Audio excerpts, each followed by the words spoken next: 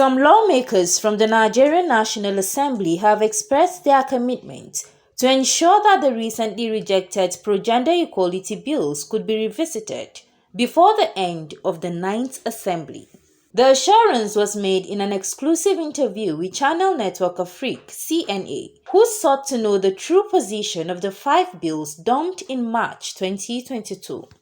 Provisions of the rejected bills include reservation of 35% of seats for women in parliament, as currently only 4% women are legislators, 35% of political leadership positions for women against just a handful of cabinet appointments are handed to women, granting automatic citizenship for foreign-born husbands of Nigerian women, as the Nigerian constitution already confers automatic citizenship to foreign-born wives of men, and giving women the right to become indigenes of their husband's state after 5 years of marriage.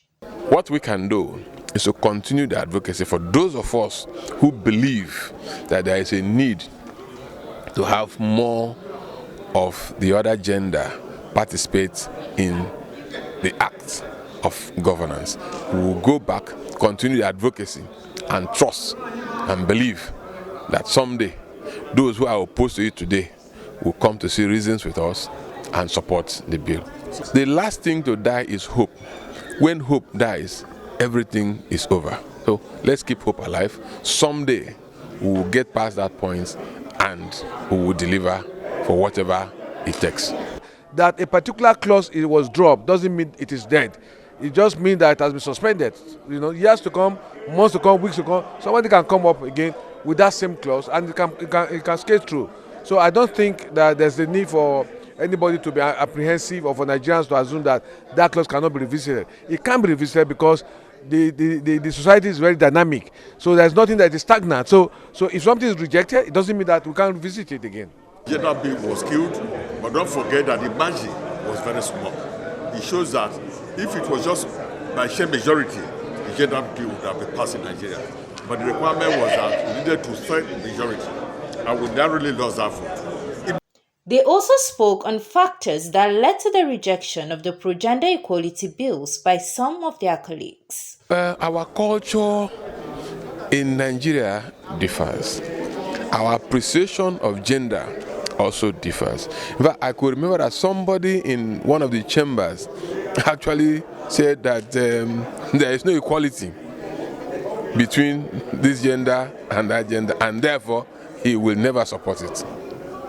There are others who also have not come to terms with the realities that every human is equal and should be given all the opportunities on earth. It was meant to be part of the constitutional amendment whose processes have not even been concluded as we speak. The provisions that passed had moved to the State Houses of Assembly. They have not been returned. The African Press Club recently organized a one-day roundtable engagement in Abuja, Nigeria, with the theme Advancing Women Participation in Governance and Decision-Making in Nigeria, to coincide with the resumption of the National Assembly as a way of putting pressure on the legislative arm of government to do what is right. The strategy, however, sent shiver in some quarters of the National Assembly, especially as the 2023 general elections is by the corner. With sustained advocacy and pressure from relevant stakeholders, there is the likelihood for the bills to be revisited. CNA News.